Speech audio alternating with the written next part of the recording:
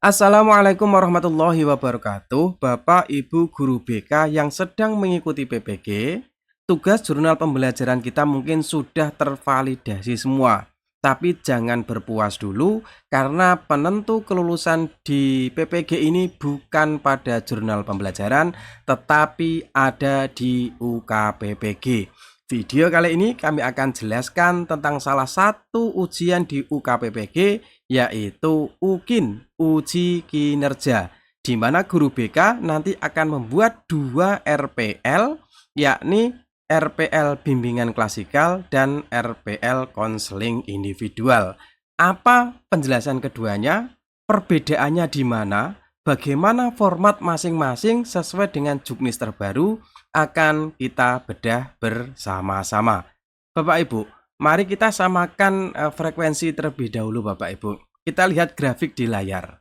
Di sisi kiri, untuk bimbingan klasikal, kata kuncinya adalah preventif dan pengembangan. Ibarat di dunia medis, ini adalah vaksinasi atau vitamin.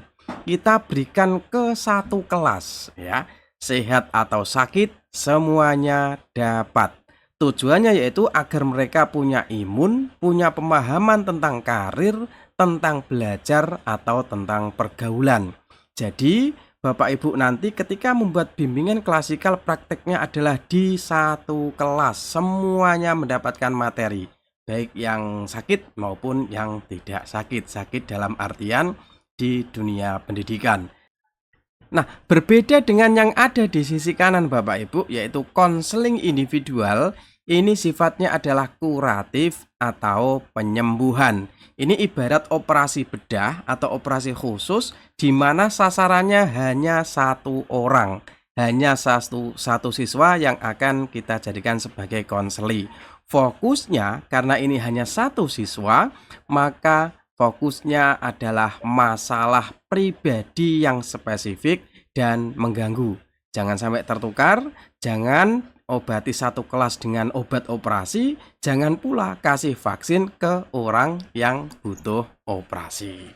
Kemudian Bapak Ibu, seorang ahli BK tidak bekerja berdasarkan kira-kira, tidak asal memberikan obat, tidak asal memberikan resep, tetapi berdasarkan data. Nah, untuk yang klasikal, untuk yang bareng-bareng ya, layanan Bapak Ibu itu wajib berbasis angket kebutuhan peserta didik atau biasa kita kenal sebagai AKPD. Tunjukkan bahwa topik layanan kita ini diambil karena memang mayoritas siswa kita itu membutuhkan. Atau gunakan sosiometri untuk memetakan siapa siswa yang terisolir atau siapa siswa yang paling populer. Ini adalah data untuk klasikal, untuk level kelompok. Sedangkan untuk individual, Bapak Ibu harus punya data diagnostik. Gunakan daftar cek masalah, DCM atau AUM, alat ungkap masalah. Bahkan bisa juga data observasi perilaku, misalnya siswa yang sering melamun atau membolos, atau juga bisa dari laporan wali kelas, atau bukti kuat bahwa siswa tersebut memang butuh layanan segera.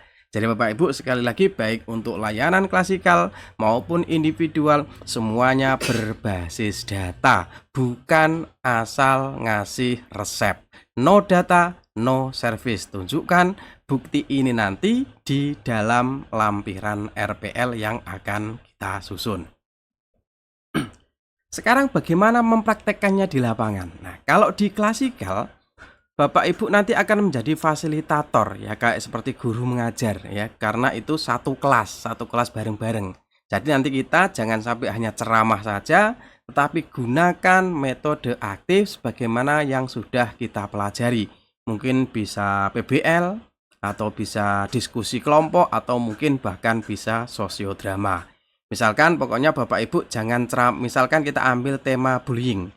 Bapak Ibu jangan ceramah cerita ngalor ngidul tentang bullying, tetapi misalkan kita ajak siswa itu berdiskusi dengan arahan LKPD yang sudah kita siapkan tentang situasi bullying. Lalu diskusikan bersama-sama, biarkan siswa kita aktif, kita hanya mengarahkan karena kita akan menjadi fasilitator. Nah, berbeda dengan layanan individual, nah, Bapak Ibu nanti di sini akan menjadi konselor. Berarti Bapak Ibu nanti hanya menghadapi satu siswa saja. Silakan gunakan asesmen atau pendekatan yang sesuai. Nanti untuk macam-macam pendekatan ini sudah kami jelaskan di kelas kami. Tinggal kita minta AI, nanti AI akan memberikan sesuai dengan yang kita butuhkan, sesuai yang paling relevan, sesuai yang paling cocok. Itu nggih Bapak Ibu nggih. Nah, selanjutnya Bapak Ibu, sekarang kita akan bahas tentang alur kegiatannya Bapak Ibu. Sebagaimana yang kami sampaikan tadi Bapak Ibu, yang klasikal, yang bareng-bareng itu alurnya ya seperti linier seperti biasanya Bapak Ibu. Kita ngasih apersepsi, kita ngasih permasalahan di depan, kemudian siswa nanti berkelompok diskusi, akhirnya nanti akan ada refleksi gitu ya. Yang penting adalah dinamika kelompok Bapak Ibu. Berarti intinya video yang akan kita buat nanti harus menyorot keseruan dan keaktifan siswa dalam berdiskusi. Nah, kalau yang individual Bapak Ibu ini harus benar-benar diperhatikan. Mungkin kami sajikan 4 langkah. Yang pertama kita mulai dengan membangun chemistry dengan siswa Bapak Ibu.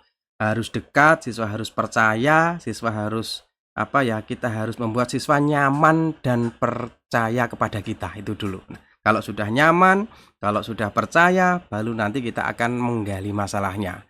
Bukan hanya tanya kenapa, bagaimana, tetapi juga tentang perasaan siswa juga. Nah, setelah itu kita pakai intervensi teknik yang akan kita gunakan. Bapak Ibu tentu sudah banyak belajar di modul-modul, khususnya di modul yang ketiga. Dan nanti jangan lupa, jangan khawatir kalau pakai AI nanti akan otomatis Bapak Ibu ya. Dan selanjutnya ada action. Jangan biarkan siswa nanti keluar dari ruang BK hanya dengan tangan kosong. Pastikan siswa keluar dari BK sudah punya komitmen perubahan. Siswa akan bilang, oke Pak, mulai besok saya akan berubah. Mulai besok saya akan melakukan ini. Itu Bapak Ibu. Nah, Bapak Ibu yang terakhir ini penting Bapak Ibu juga harus perhatikan. Nanti kalau di RPL kita praktek yang klasikal, wajah siswa memang harus terlihat ya, biar terlihat keseruannya, diskusinya, hidup suasana kelasnya, memang harus terlihat wajahnya. Tetapi kalau yang konseling individual, Bapak Ibu ini wajib dipatuhi, wajah konseli harus disamarkan, wajib disamarkan, wajib diblur ketika editing. Kalau ambil dari belakang, atau bisa dari belakang berarti lihat punggungnya siswa, di mana wajah kita tetap terlihat, tetapi wajah siswa tidak boleh terlihat. Dan nanti harus ada surat izin dari orang tua dan siswa bahwa layanan individual ini nanti akan disyuting. Jadi harus ada surat izin dari orang tua, dari siswa, wajah tidak boleh terlihat. Itu di panduannya diwajibkan, gitu Bapak Ibu ya. Nah, terakhir lagi Bapak Ibu, nanti jangan lupa di awalnya nanti ada awalan, kita memperkenalkan diri sambil memegang KTP asli ya. KTP asli Bapak Ibu, bukan fotokopi. Ingat, durasi intronya nanti maksimal 1 menit. Perkenalan kita maksimal hanya 1 menit. Tidak usah pakai musik latar belakang karena penguji itu kepengen suara kita jelas. Dan untuk penamaannya jangan lupa nanti penamaannya harus sesuai dengan yang